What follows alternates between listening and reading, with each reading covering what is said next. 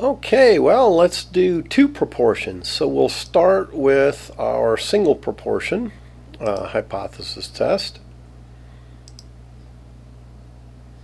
I open that up. That's why you want to save it. And so two-sided hypothesis test for two proportions.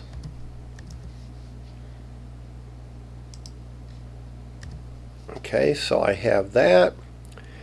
And so now our hypothesis is that P1 minus P2 is equal to 0. And the alternate is that P1 minus P2 is not equal to 0. Or in other words, another way to say it is P1 equals P2 is the hypothesis, and then a P1 not equal to P2. Now, so for P0 in this case, P0 is just 0, right? It's simply going to be 0, and so I guess you could leave it. You could leave it there, but I think in the end it's probably just better so that you don't do something silly and change it or whatever. Just get rid of it. Okay, and of course that makes everything look nasty down here, so we'll have to fix it. But now we need to get our data, but remember we've got two proportions. So now here's a good time to definitely just go with, I'm going to call that S1. I'm going to call that F1. And then I'll come in here and put a 1 by that N. And so there is my data there. And now I'm going to need something like this, right? This P hat. But I'm going to call it my P1. And so I can go here and do P1. And that's S1 divided by N1. And so we have that. Notice nothing showing up over here because down below things are a bit of a problem. But now I need the same sort of thing for P2. Okay, and let's see, I need to kind of look back and remember what the heck I did with the P2. Okay, I used 15 and 15, so I'll do that again. And so I need an S2 equals 15. Again, I probably wouldn't hurt to go in there and say that can't be any smaller than 0, and 0 would even be sort of silly. In that, well, I don't know. I mean, you could have data that came up 100%, right? So F2 equals 15, and I'll put a 0 on that one as well. And then I need an N2 for that data, and I can see that's 30. Again, you could do this template where that makes that automatic. It just, no matter what we did, at some point you'd probably have to do something a little differently. So I went this way. And then finally our P2 equals S2 divided by, with the slash there, N2. Okay, so that's all my data. And now our P hat actually is just the difference, because we're the way we test it is we test the difference and sort of treat it as the difference as a single proportion. So I need to put my P hat back in there, HAT, go up and say equals, and then P1 minus P2. Okay, so So I have that. So I've got everything calculated there that I need. Now I'm going to leave my p-value equals 2 times the probability because that hasn't changed. Now I need to get my standard error, and in this case, to get our standard error, we need to make what we call a pooled estimate first before we do this part of the standard error. And so P, and I put underscore P for pooled, come up arrow and say equals. And here what I need to do is take the total number of successes, so S1 plus S2, and this has to do with the null hypothesis saying, well, they're really both the same. So if they're really both the same, well, let's just add them all together.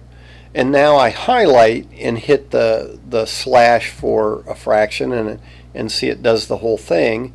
I'll backspace. If I was just right here and hit the fraction, see it only goes under the S2, so that's why I highlighted the whole thing, hit the slash for a fraction, and now I need my N1 plus N2. And there is my pooled estimate.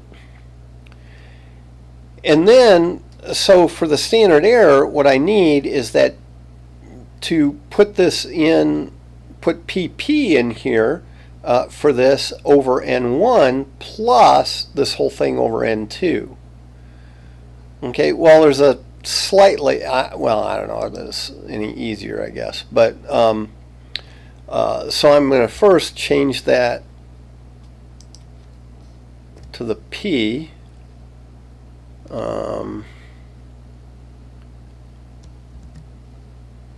There's the P.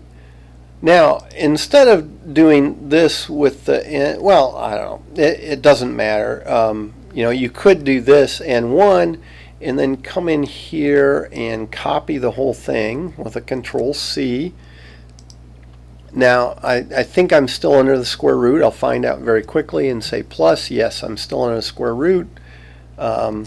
Paste it and then just put the 2 here. Okay, so you could do that, and that makes your standard error that way. Now, you can do it another way, which you could see, since the numerator is the same in both these fractions, you could factor out the numerator, and I just do this partly because you know, you should see where some formulas come from, and if you look this up independently, you might see the formula that looks like this, and I have a 1 over the N1 because I factored out that P times 1 minus P, and then plus 1 over N2. And if you go back and forth in the video, you'll see that I got exactly the same standard error. Okay, so there's my standard error. Now, in this case, my normal distribution, remember P0 is that these things were equal, and so I should get, oops, I should get 0. So that's my hypothesis. There's my nice picture. Notice this one's going to be centered around 0, so you know, I can probably just slide that over and it looks fine. And then for my alpha lines, I need 0 minus this. So you could, you know, you could just put 0 there, or you could just make it negative 1.96 SE. I just put the 0. That sort of reminds me that that's the null hypothesis. Okay, so I've got that. So there's my hypothesized distribution centered at 0 because we hypothesized that the difference of the proportions should be 0. We used the pool estimate for the standard error. to decide how wide that bell-shaped curve was. And then we could put our alpha lines to kind of look at. And so now we're back at, and I might want to widen this out a little bit just by grabbing there, and now I can see everything. So we want to do the same sort of thing, calculate that probability, and well, the difference is we don't have P0 anymore. Oh yeah, P0 was 0, so it still works the same way. There's 0. We still go from P hat. If it's less than 0, we do the left side. If it was greater than 0, then we do the right side, so that doesn't change. Here, this doesn't change. The only thing that changes here is that, well, P0 is 0. So I put in a 0, and wow, there it is. Okay. Put in a 0 here. Okay, because all we're really doing, once you do the P1 minus P2 and get that standard error, it really works the same way as the single proportion. L opposite, what's our problem here? Oh, we need 2 times 0, right? 2 times P0. So in this case, it probably is better to just get rid of that, I guess. And get rid of that. Okay, and then this needs to be 0.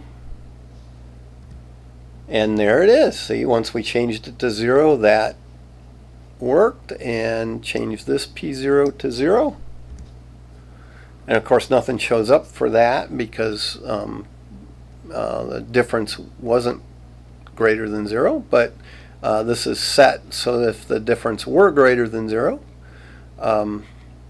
we would be on that side. So, how would I make the difference greater than 0? Well, I guess I would make this successes 2 quite small, maybe 5, right? So I could bring this down to 5, and notice how all of a sudden the green switch sides, So if I get this down to, there's 5, well, there we go.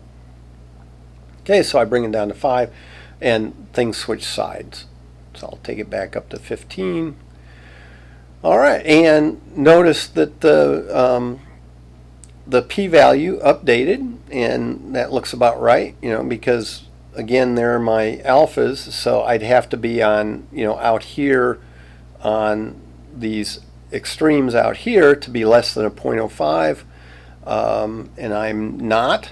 All right, I'm at 0.178-ish, and so there I have my template.